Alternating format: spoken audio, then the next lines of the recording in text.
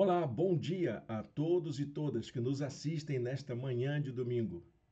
Eu sou o pastor Irênio Silveira Chaves, da Igreja Batista da Orla Oceânica, e esse é o programa de estudo bíblico à distância da nossa igreja, que tem feito diferença na vida dos nossos irmãos e irmãs e tem abençoado a nossa jornada como igreja. Temos estudado vários textos da Bíblia. Eu tenho até um certo exagero na minha fala, mas eu reconheço que hoje nós temos na nossa página, no nosso blog, uma das maiores plataformas de estudo bíblico à distância, gratuitos, com material gratuito, à disposição da Igreja Evangélica Brasileira. Qualquer pessoa pode acessar, qualquer pessoa pode ter acesso a esse material, você pode usá-lo na sua igreja, na sua vida pessoal, no seu grupo de estudo, no seu testemunho, enfim, é um material que está disponibilizado durante toda essa jornada que estamos realizando estudos bíblicos à distância. Conseguimos reunir um material interessante, abençoador, e que você pode ter acesso facilmente, qualquer pessoa pode ter acesso. Você pode baixar nossas apostilas, pode guardar em seu computador, pode imprimir, pode compartilhar com seus amigos. Enfim, é um material que está aí para realmente abençoar o reino de Deus. Nesse período, estamos estudando o livro de Atos dos Apóstolos, um interessante trabalho realizado aí de registro da história do começo da igreja primitiva, do começo do cristianismo no mundo. Como a gente diz na introdução da nossa apostila, é um exercício de protocristianismo. Não há nenhum outro documento histórico mais confiável do que esse. Existem outros textos, né, antigos, como o texto de Eusébio, e outros registros históricos da passagem dos cristãos em algumas cidades, em alguns lugares, tem registros disso tudo, mas nada é tão específico, tão pontual quanto o livro de Atos dos Apóstolos. Ele não é só um livro de fé, é também um livro de história, um livro de registro histórico da Bíblia, que tem esse compromisso de mostrar o caminho, o passo a passo dos primeiros cristãos para se tornarem esse movimento que nós conhecemos hoje como cristianismo. Esse cristianismo com essa face plural, com tantas expressões, tanta gente professando sua fé, é resultado desse livro que estamos estudando. E estamos nessa jornada já há algum tempo e vamos continuá-la hoje na nossa aula. E eu convido você a ficar com a gente para conhecer mais um pedacinho desse livro. Estamos estudando quase que capítulo por capítulo, porção por porção da Escritura, para a gente conhecer bem essa trajetória e trazer as lições para a nossa vida pessoal. Porque não é só estudar a história, não é só estudar o texto, mas também a gente procurar se aperfeiçoar, crescer, aplicar as lições na nossa vida diária. Então, vamos à nossa aula de hoje. Eu preparei uma apresentação, como sempre faço, e se você ainda não tem acesso à apostila, é só clicar aqui, no endereço do blog da nossa igreja, está nas descrições do vídeo. Você clica lá na página de estudos, você vai encontrar os estudos em Atos dos Apóstolos, o povo do caminho. Esse material é gratuito e está oferecido a você como um presente de nossa igreja, uma maneira da gente abençoar a sua vida por ser um seguidor de Jesus. Está aqui a nossa apresentação, Estudos em Atos dos Apóstolos, o povo do caminho. Estamos seguindo essa jornada e esperamos segui-la até o mês de junho, mais ou menos. E você é o nosso convidado, nossa convidada para fazer essa jornada conosco. Esperamos que você também cresça espiritualmente, tem aí uma experiência de vida significativa e se você quiser compartilhar, pode fazer esse contato com a gente. Você tem duas maneiras de fazer isso. Você tem aqui durante a aula o chat que fica funcionando. Durante a aula fica disponível para você colocar as suas mensagens, suas dúvidas, suas perguntas. Pode fazer as suas perguntas, sim. Eu vou estar atento e responder na medida do possível. Não sei se vou conseguir responder tudo, mas fica aí na medida do possível durante a aula. O chat fica disponibilizado. E também depois da aula, você tem aqui embaixo os comentários. Você pode fazer os comentários também. Não deixe de seguir o nosso canal. Não deixe também de curtir essa transmissão.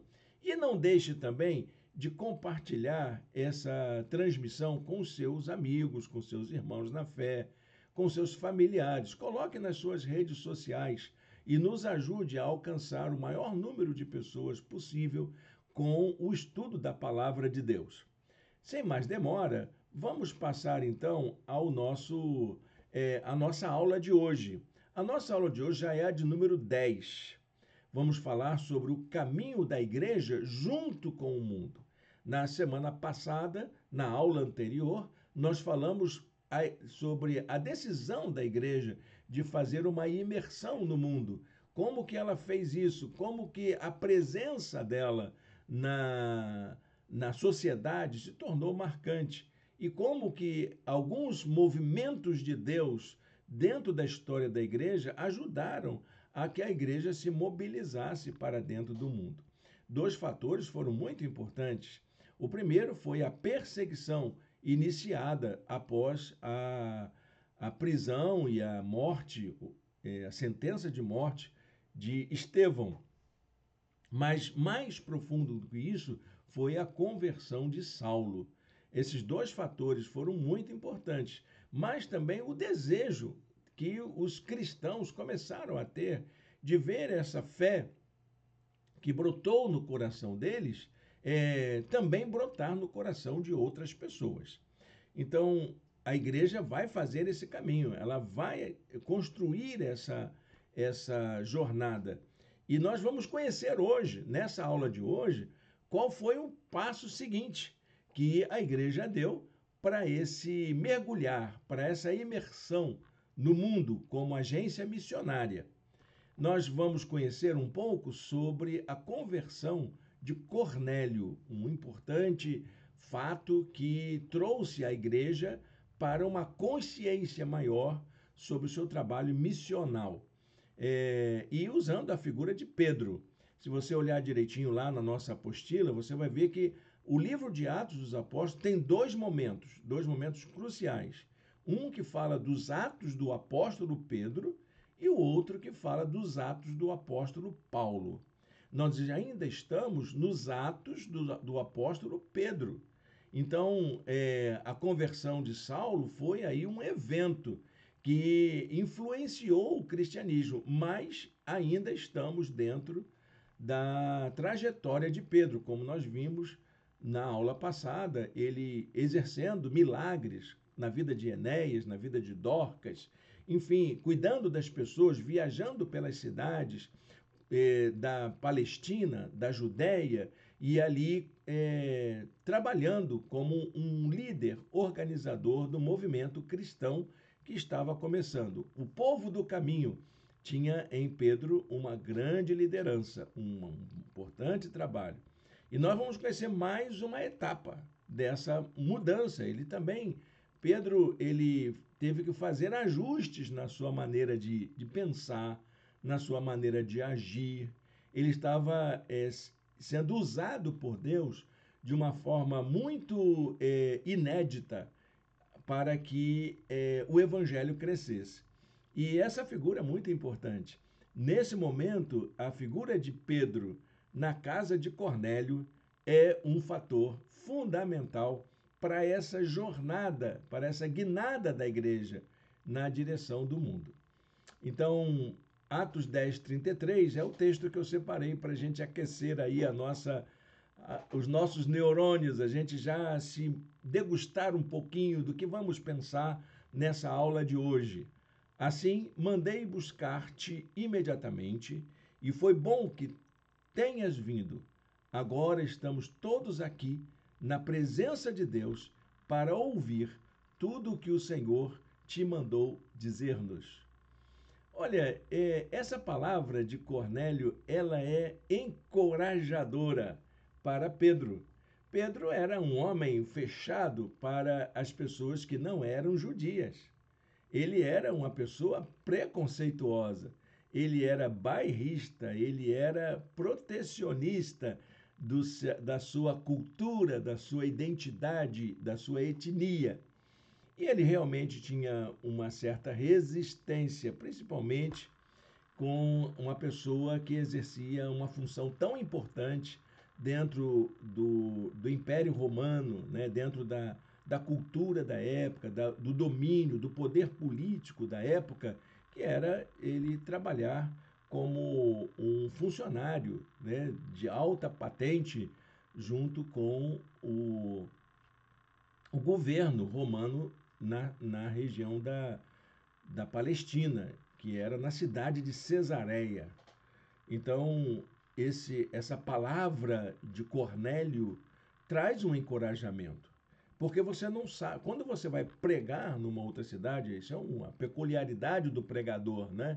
Quando você vai pregar numa outra cidade, numa outra cultura, numa outra igreja, você não tem noção do que te espera, de quem são as pessoas que vão te ouvir, o que aquela palavra que Deus colocou no seu coração vai produzir de efeito na vida das pessoas. Qual é a predisposição delas? Uma vez eu fui pregar numa igreja do interior, uma cidade pequena, e quando eu cheguei ali, eu estava assustado, não sabia do que se tratava. Eu era muito jovem ainda na minha formação como seminarista, recém-formado pastor, consagrado pastor. Então, quando eu cheguei na igreja e assumi o púlpito o vice-presidente da igreja na época, não era nem o pastor da igreja, era o vice-presidente da igreja, me deu a palavra, ele fez a minha apresentação e ele, então, ao final, ele leu esse texto.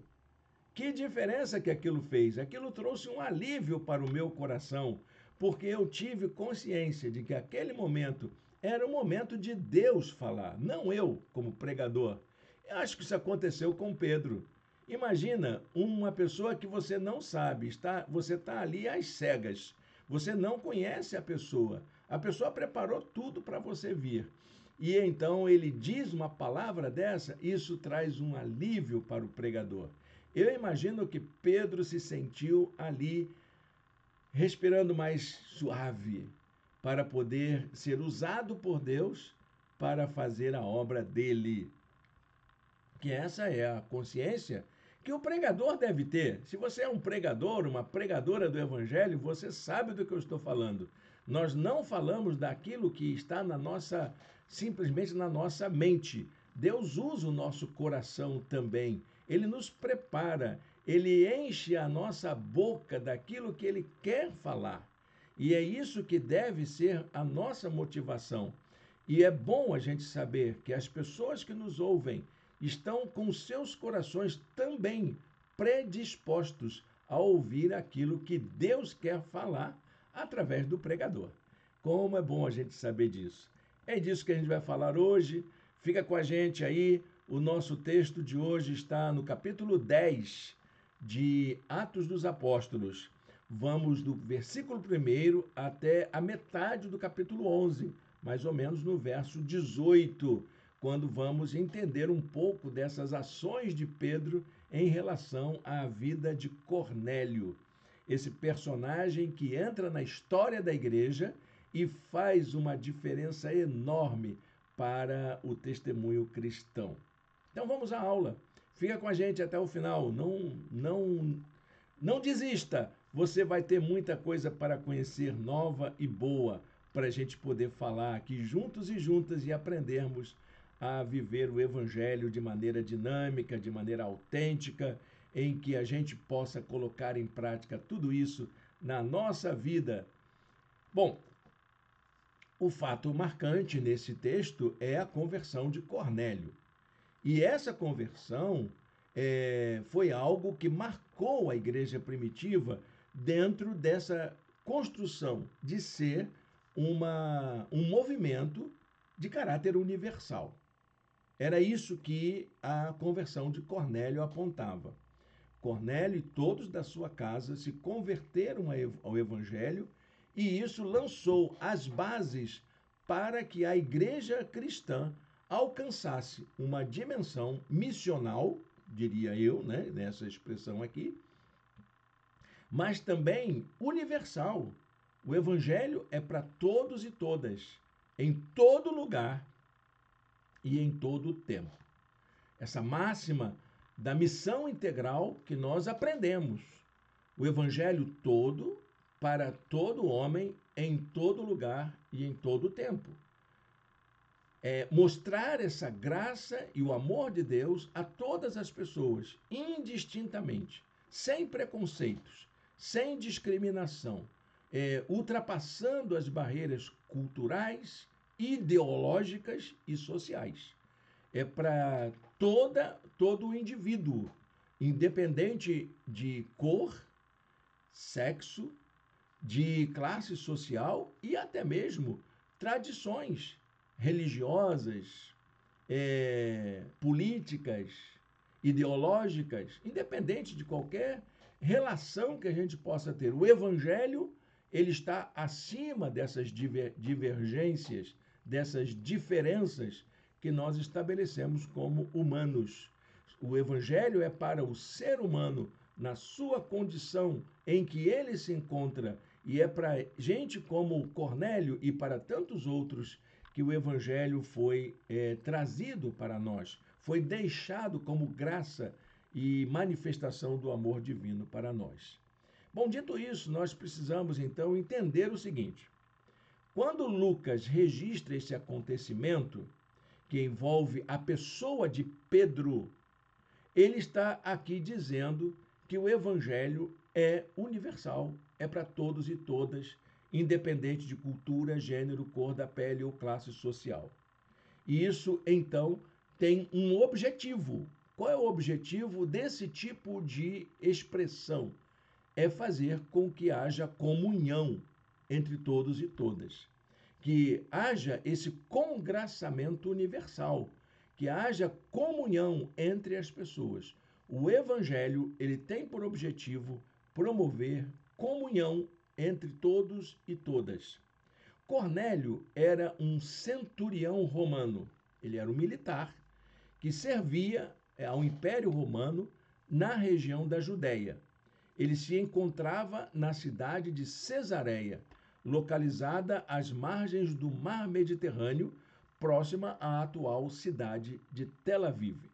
Só para você situar onde estava essa região. Pedro teve que sair da região onde ele estava, que era a região de Lida e Jope, para ir até a região mediterrânea, a região praiana, né? É uma região bonita, as fotos do lugar são muito bonitas, é uma região aprazível, era inclusive região de descanso, de veraneio das famílias ali de um modo geral. Jesus também foi a essa região próxima para poder descansar com seus discípulos. Foi nessa região, por exemplo, que ele encontrou a mulher cananeia que tinha a sua filha endemoniada e ele estava sendo importunado ali. Você lembra esse episódio aí, né? Em que ele diz que não se deve dar a comida para os cachorros, os cachorrinhos. Aí a mulher diz, até os cachorrinhos comem da migalha que sobra da mesa. E Jesus disse, eu nunca vi tamanha fé, que humildade, que coração é esse de compreender o amor de Deus. É nessa região em que morava o Cornélio, né? Próximo, né? Não a mesma cidade, mas próximo. Cesareia era um grande centro urbano, onde havia um grande palácio, o Palácio de Herodes, onde ali também funcionava uma base militar importante de Roma. Então havia realmente toda uma vida política, econômica, social ali em torno daquela cidade. Atos 10:1 já começa dizendo isso. Havia em Cesareia um homem chamado Cornélio, centurião do regimento conhecido como Italiano. A cidade ela era um importante centro de poder. Era a capital civil e militar para toda a Judéia. Essa cidade foi construída por Herodes o Grande como uma referência ao poder do imperador. Cornélio era também um gentio, que não era da cultura judaica, mas ele acabou ali, talvez ele fosse um estrangeiro, levado ali para servir em um posto avançado, né, como um adido militar, talvez, como um assessor na área dos serviços militares, e ele desenvolveu um apreço pela cultura judaica. Ele era considerado como um grande amigo do povo de Deus, dos judeus. Ele era, inclusive, um cooperador. Ele ajudava pessoas carentes, ajudava a comunidade. Então, ele era entendido como um homem piedoso, segundo a moral e a crença judaica. A maneira como Cornélio se interessava, ele não era um prosélito. O prosélito era a pessoa que se convertia, o estrangeiro que se convertia ao judaísmo. Ele não era um prosélito, mas ele era um amigo dos judeus, um grande amigo, um admirador. E ele fazia orações. Ele, sua esposa, sua família eram admiradores da fé judaica, da comunidade judaica na região de Cesareia. E isso chamava a atenção dos judeus da localidade. Eles eram amados pelos judeus, embora os romanos fossem odiados. O judeu não gostava da presença dos romanos, ele era um intruso, ele era o dominador, aquele que vinha trazer um poder de fora para explorá-los. Eles eram os opressores.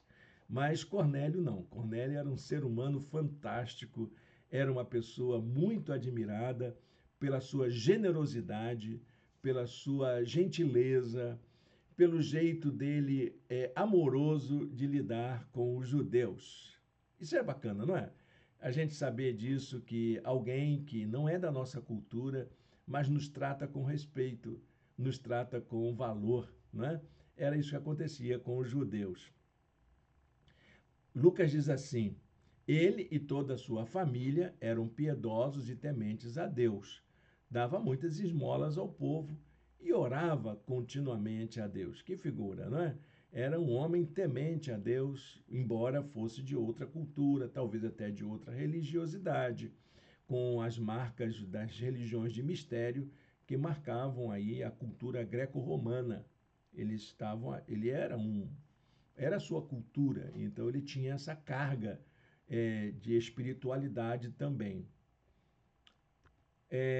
O episódio ele é narrado com destaque e esses fatos conduzem à compreensão que a inclusão dos gentios no projeto de salvação era parte do plano divino. O que estava ali acontecendo era uma maneira de Deus ir trabalhando os acontecimentos históricos para que o projeto salvífico para os gentios fosse concretizado.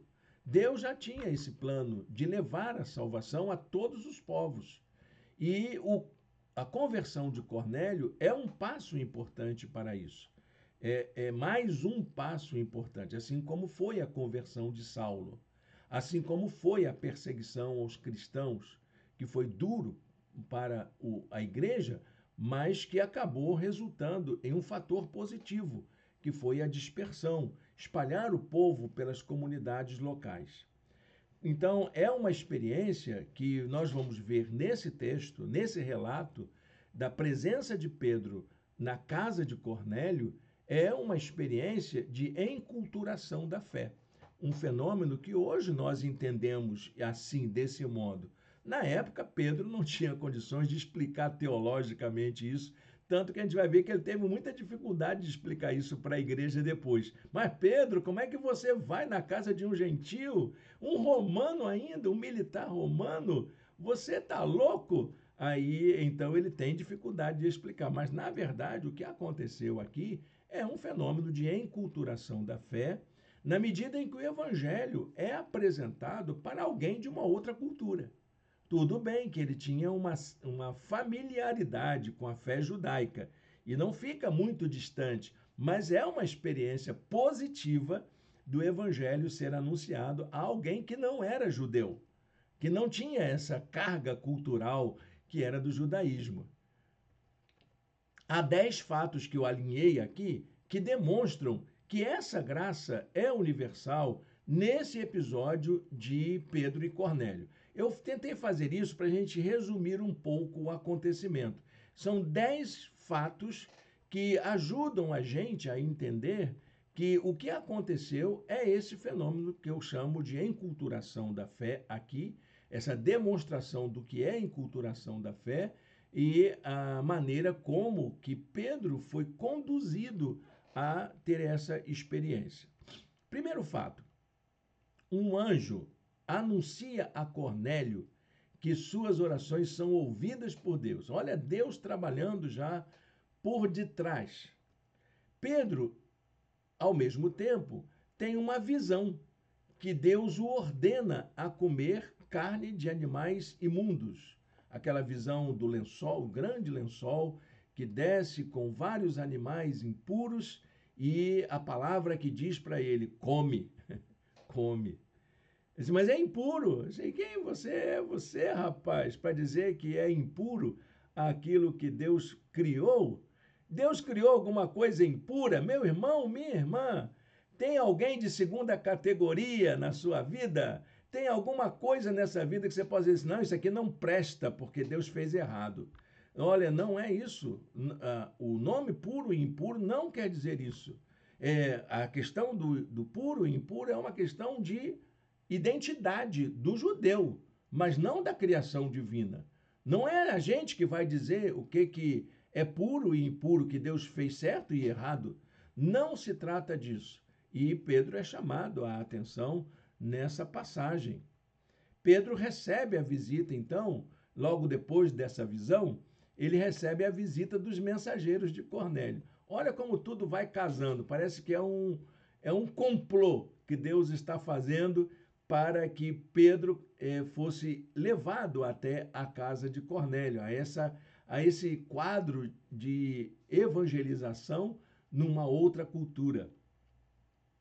E ele se dispõe a ir até Cesareia, conhecer a casa de Cornélio.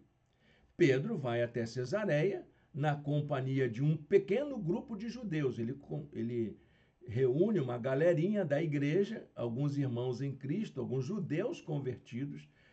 Lucas faz questão de ressaltar isso. Eram judeus convertidos, em torno de 6 pessoas que vão junto com Pedro para essa visita. Quinto fato, Pedro tem uma recepção calorosa na casa de Cornélio, onde estava um grupo significativo de amigos e familiares daquela família. Olha que bacana. Cornélio trabalhou, ele disse, olha, vem aí uma pessoa muito importante. Ele é líder de um movimento chamado de seguidores do caminho. Essa turma vem aí, viu, gente? Eles não tinham nome de cristão ainda. Eles eram conhecidos como povo do caminho. O povo do caminho vem aí, gente. Vamos conhecer essa galera, essa turma de gente boa, que está falando do amor, está falando da graça, está falando de perdão, está falando de nova vida, novo nascimento. Eles vêm falar com a gente aqui daqui a pouco. E aí a turma vem, os amigos vêm à casa de Cornélio. Pedro, então, tenta entender o que estava acontecendo. Quando chega ali e vê aquilo tudo, ele tenta entender o convite e faz essa associação entre a presença dele ali e a visão que ele teve. Ele diz, olha, quem sou eu para dizer para essas pessoas que Deus não as ama? que Deus não as inclui em seu plano. Quem sou eu para dizer para alguém que ela não merece a graça? Quem sou eu para dizer para alguém que essa pessoa não é digna de ouvir o evangelho? Quem sou eu? A obra da salvação é divina. E eu é que tenho que estar com meu coração aberto para receber o diferente, o estrangeiro, aquela pessoa que não tem a mesma formação que eu, a mesma identidade que eu. Eu preciso fazer isso. É o caso de Pedro. E Pedro tenta entender e ele faz essa ponte, essa análise, nessa livre associação entre a visão que ele teve e o episódio que ele estava vivenciando. Cornélio expõe, então, sua experiência. Ele conta, ele relata o que aconteceu, essa experiência de encontro com Deus, de ouvir um anjo falar e o desejo do seu coração. Ele queria ouvir. Por isso que vem essa expressão que nós lemos. Pedro, então, prega uma mensagem. Ele vai e prega um sermão daqueles poderosos que nós já estamos acostumados a ver Pedro pronunciando. Uma mensagem em que ele apresenta a pessoa de Jesus e a graça salvadora. Ele fala de Jesus, ele não vai falar de outra coisa a não ser dessa graça transformadora, desse poder maravilhoso, transformador do Evangelho, desse amor incondicional de Deus se fazer como um de nós na pessoa de Jesus de Nazaré. Essa é a mensagem que a igreja tem, em todo lugar, em toda cultura. A gente dizer para todas as pessoas que Jesus é a expressão do amor divino, que é a graça conosco. Essa é a mensagem da igreja. A igreja precisa pregar mais sobre isso. E nesse momento, quando ele termina a mensagem, ele não era um pastor batista que tem isso, né? Prega um sermão, tem que fazer apelo. E no momento em que ele termina a mensagem, acontece um fenômeno, que era a manifestação do Espírito Santo na vida daquelas pessoas, que faz lembrar o evento de Pentecostes. Então, essa marca da presença do Espírito Santo faz toda a diferença ali naquele momento.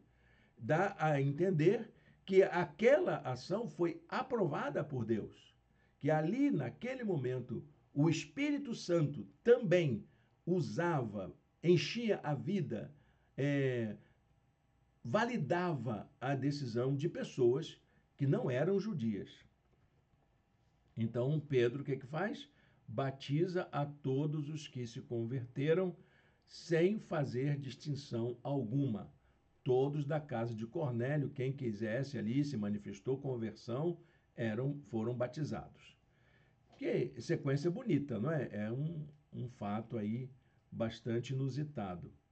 Quando Pedro retorna a Jerusalém, após essa experiência de enculturação da fé, a igreja reagiu à sua atitude. Não gostou. Você, Pedro, explica pra gente aí.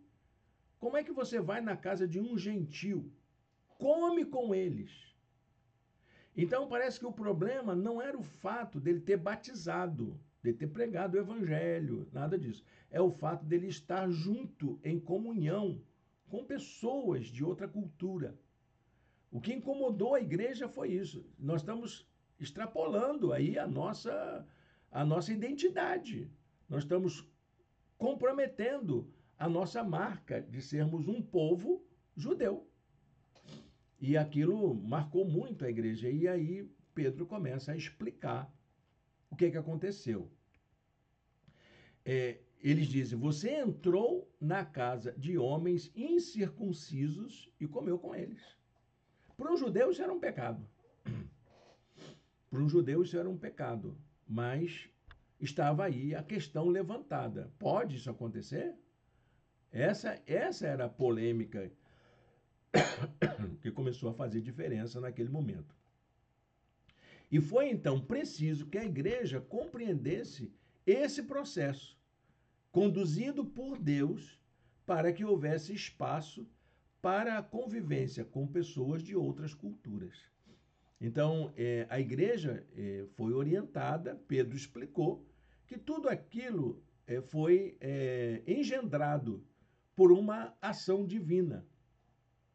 A ação divina perpassou isso tudo através de sonhos, de visões, através de desejos, através também de intencionalidades e através também da presença do Espírito, essa presença mística, miraculosa, da presença do Espírito Santo se manifestando de forma visível e clara na vida também de pessoas gentias. Então, Pedro relatou os acontecimentos para a igreja, demonstrando como o Espírito Santo atuou sobre os gentios.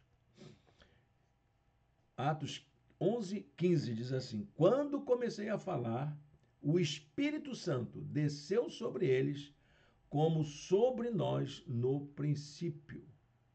Lembra Pentecostes. Deus, então, interferiu diretamente, podemos dizer assim, para que sua graça e seu amor pudessem ser experimentados por pessoas diferentes. Creio que esse mover do Espírito não cessou, porque tem muitas pessoas diferentes que também precisam conhecer o Evangelho. Atos 11:18 diz: Ouvindo isso, não apresentaram mais objeções, louvaram a Deus, dizendo: Então Deus concedeu arrependimento para a vida até mesmo aos gentios. Até gentio se converte. Olha que coisa, até indígena se converte. Até baiano se converte. Até outras comunidades se convertem. Entendeu, meu irmão, minha irmã? Aplica isso para o seu dia a dia. Até pessoas que você não imagina que seja capaz de ser sensível à voz de Deus, Deus pode tocar no coração delas. Isso é muito importante para a gente entender. E a igreja entendeu isso e louvou a Deus por isso. Para que a igreja possa, então, se tornar uma igreja aberta ao mundo, a caminho no mundo, é preciso que compreenda que a graça e o amor divinos são estendidos a toda a criação sem discriminação. Isso é um fator importantíssimo.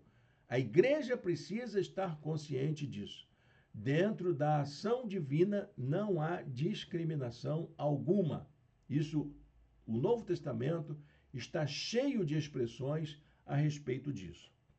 Uma análise desse sermão que Pedro pregou na casa de Cornélio, e esse sermão está registrado em Atos 10, 34 a 44, aponta para esse modo como a igreja pode agir no acolhimento a todos e todas, como resposta ao chamado divino para seguir caminho no mundo.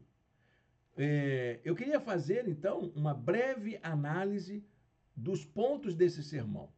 De que Pedro falou nesse sermão sobre a graça divina. A igreja, então, que se põe a caminho no mundo, tem que ter as seguintes compreensões. Nós não vamos ao mundo para agradar o mundo, para fazer a vontade, a ideologia do mundo, o sites e libem do mundo. Nós vamos para viver a fé no mundo, entendendo o seu contexto, entendendo a sua dinâmica, mas é o evangelho, é a graça que está ali vivida, vivenciada. Então, a primeira coisa que precisa acontecer, a igreja deve compreender que a graça e o amor divinos são para toda a criação. Ela não é para um grupo exclusivo. Deus não faz discriminação de pessoas por absolutamente nada. Nem cor da pele, nem etnia, nem gênero, nem classe social, nem formação intelectual. Não há distinção nenhuma. Pedro e o pequeno grupo de judeus convertidos que foram com ele até a casa de Cornélio entenderam isso. Eles se dirigiram conscientemente à casa onde se encontravam pessoas próximas da família parentes e amigos. E o fato de estar em um espaço comum a eles e não no auditório. É interessante, Cornélio preparou a casa dele, preparou o ambiente dele. Se eles vêm para cá, vai conhecer a gente, não vai conhecer um auditório, que vai ter tudo organizadinho, né? Vai vir aqui em casa, vai comer a minha comida, vai sentar junto comigo à mesa. Nós vamos partilhar aqui. Então, o que nós estamos fazendo aqui é um ato de comunhão. Não foi num templo previamente preparado. E isso demonstra que Deus está interessado na salvação de todos. Agora percebo que verdadeiramente que Deus não trata as pessoas com parcialidade, mas de todas as nações aceita todo aquele que o teme e faz o que é justo. Você entendeu? Pedro teve que reconhecer isso, né? De que Deus não tem discriminação, ele não tem parcialidade. E ele se compadece de toda e qualquer pessoa que tem um coração quebrantado, que teme ao Senhor e faz aquilo que é justo. Então, uma segunda coisa que a gente pode ver nessa palavra de Pedro é de que a igreja precisa agir como testemunha da graça e do amor divino, não como uma agência moralista, não como uma agência política, não como um instituto ideológico, como uma instituição que defende princípios ideológicos. Não. A igreja, ela é testemunha da graça, sempre, em qualquer circunstância. Você pode ter suas convicções políticas, você pode ter as suas ideias morais, mas nada disso é maior do que o compromisso da igreja em ser uma testemunha da graça em qualquer circunstância. A mensagem de Pedro oferece um breve resumo dos fatos relacionados à pessoa de Jesus, que é ele que tem que ser apresentado, não nenhum outro Messias, não nenhum outro líder, nenhuma outra figura, mas a figura de Jesus. E isso remete ao plano salvífico de Deus na história para toda a humanidade. O Evangelho não está preso a formas e ritos, como poderia se supor com o batismo de João, mas ele é resultado do mover do Espírito Santo através do seu povo. E a igreja é constituída por essas testemunhas do mover do Espírito Santo. Nós somos testemunhas desse mover do Espírito Santo. Você não é, não? Eu sou testemunha. Eu sei o que Deus está fazendo à minha volta. Eu tenho assistido a esse mover do Espírito em torno da minha igreja, do povo de Deus. O que Deus está fazendo conosco?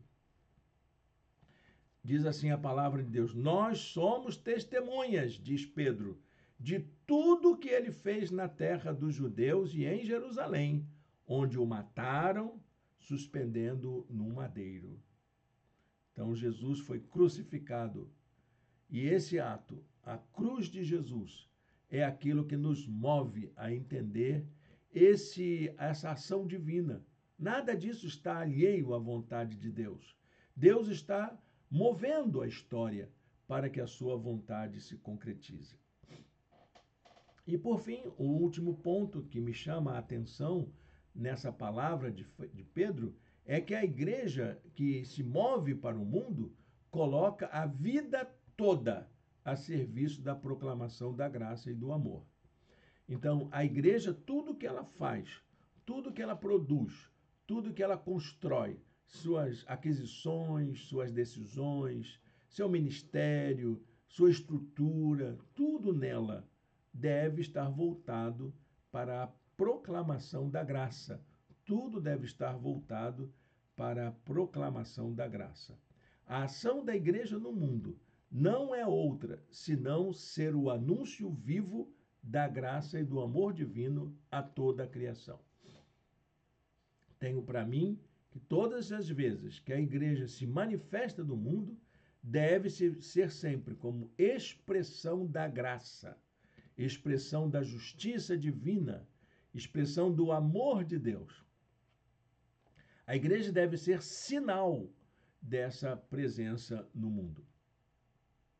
A igreja proclama, através da vida e da fala de seus participantes, como seguidores de Jesus. Talvez você diga, mas eu não sou pastor, eu não sou da liderança da igreja, eu não tenho cargo, então eu não sou igreja, eu não tenho esse compromisso. Tem sim, se você é seguidor de Jesus, você tem esse compromisso de ser o sinal, porque a igreja ela não faz isso através de uma institucionalidade. Ela faz isso através da vida de seus membros, de seus participantes. Se você foi alcançado pela graça, os sinais da presença dessa graça em sua vida devem estar evidentes. Como diz lá em Atos 10, 42. Ele nos mandou. Ele não mandou pastor, ele não mandou apóstolo, ele mandou discípulos, ele mandou seus ouvintes a pregar ao povo e testemunhar que este é aquele a quem Deus constituiu juiz de vivos e de mortos. É isso que nós somos. Quem julga é Jesus. Quem estabelece os critérios é Jesus, não a igreja. Não sou eu, nem você. Não é você que vai determinar quem vai para o céu ou quem vai para o inferno. É Jesus. Isso é uma tarefa divina, não é humana. A tarefa humana que o divino confiou a homens é ser testemunha, é pregar o evangelho, é falar do amor divino. É dizer que esse Deus se importa com a gente e quer fazer uma obra transformadora do jeito que ele quer, não do jeito que eu quero. Acho que fica bem claro assim para a gente, né? Para a gente terminar essa palavra, então, vamos aplicar essas lições na nossa vida. O que a gente aprendeu nessa aula de hoje? Bom, eu aprendi que nós não devemos julgar o que Deus vai fazer na vida de alguém. Quem somos nós para nos opormos a Deus? Foi a palavra de Pedro à igreja, lembrando que o anjo disse para ele, né? Quem é você, rapaz, para dizer o que Deus tem que fazer ou não? A pergunta de Pedro nos interpela a rever nossa atitude para com os de fora. O propósito de Deus é de trazer salvação a todos e todas. Nosso papel como membros do corpo de Cristo é sermos cooperadores de Deus nessa obra. Que grande lição! E nós precisamos colocar em prática. Veja o que Pedro disse à igreja: se, pois, Deus lhes deu o mesmo dom que nos dera quando cremos no Senhor Jesus Cristo, quem era eu para pensar em opor-me a Deus? Quem sou eu para impedir que alguém conheça a graça de Deus? Essa palavra foi dita pelo Papa Francisco quando ele veio ao Brasil. E ele então voltava no avião. Os repórteres que estavam no avião perguntaram ao Papa o que ele achava da população LGBT querer conhecer o Evangelho, se tornar um cristão. Aí a resposta do Papa foi assim: quem sou eu? Quem sou eu para impedir que alguém conheça a graça e o amor de Deus? Quem sou eu para impedir isso? Que palavra, né? É essa palavra de Pedro. A palavra de Pedro é essa: quem sou eu para impedir que um gentio, que um diferente, que uma outra cultura, que uma outra identidade conheça a graça? Quem sou eu para impedir isso? Uma questão muito relevante para os nossos dias atuais. Eu espero que isso cause na gente uma mudança de mentalidade, né? Evitar preconceitos, evitar discriminações, toda essa discussão que hoje, na verdade, vem mais de um tradicionalismo, de um apego a um tipo de ideologia que já não faz mais parte dessa realidade humana que nós estamos vivendo hoje. Precisamos dialogar com esse tempo, abertos ao fato de que Deus é quem faz a obra. E quem somos nós para tentar impedir isso? Quem somos nós para impedir esse mover de Deus para que a graça alcance a todas as pessoas, todas as gerações, todas as culturas, todas as identidades? Bom, gente, acho que chegou a hora da gente buscar direção de Deus para a nossa vida. Essa é uma palavra dura, difícil da gente assimilar, porque ela fere com muitos dos nossos costumes, muitas coisas que nós temos ouvido através de pastores, de teólogos, de pregadores, homens e mulheres que têm aí trazido uma teologia esquisita, eu diria assim, estranha ao Evangelho. Porque o Evangelho é isso aqui. O Evangelho é o que Pedro está dizendo. Quem somos nós para fazer isso? Deus não nos deu essa autoridade de dizer quem é salvo e quem é perdido, quem vai para o céu, quem vai para o inferno, quem deve ouvir o amor, quem deve ouvir a graça. Claro que tem aí elementos teológicos que precisam ser elaborados, mas não na hora de anunciar o Evangelho, não na hora de pregar a palavra de Deus, não na hora de demonstrar o amor de Deus. Nesse campo, nós somos apenas testemunhas. Se Deus me transformou do jeito que eu sou, Ele transforma qualquer um. Pode ter certeza disso. Se Deus alcançou você do jeito que você é, Ele pode alcançar qualquer pessoa. E se Ele transformou sua vida do jeito que transformou a sua, Ele pode transformar a de qualquer um. A menos que você não tenha sido transformado. Se não foi, a graça está aí, meu irmão, minha irmã, para fazer essa mudança na sua vida e fazer de você uma nova criatura de fato. Amém? Vamos orar ao Senhor? Feche seus olhos, fale com Deus. Vamos colocar nossa vida na presença de Deus. Obrigado, Senhor, por esta palavra nesta manhã. Obrigado por teu amor e teu carinho, por essa forma de o Senhor mover a história, de mover as estruturas para que o teu amor chegue a pessoas que precisam ser alcançadas.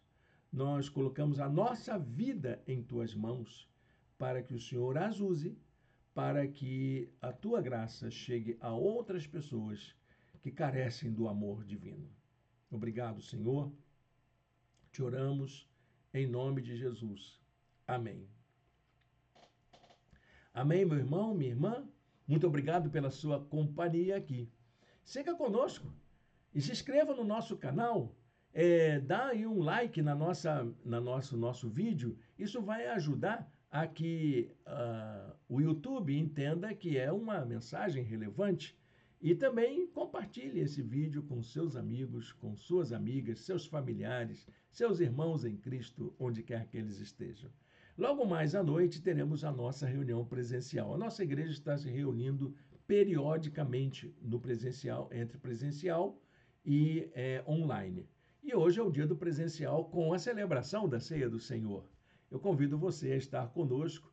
Nossa reunião começa às 18h30. Veja lá no blog a nossa localização e também veja lá onde como você pode ter acesso a estar conosco. Entre em contato com a gente, será uma bênção caminhar seguindo Jesus junto com você.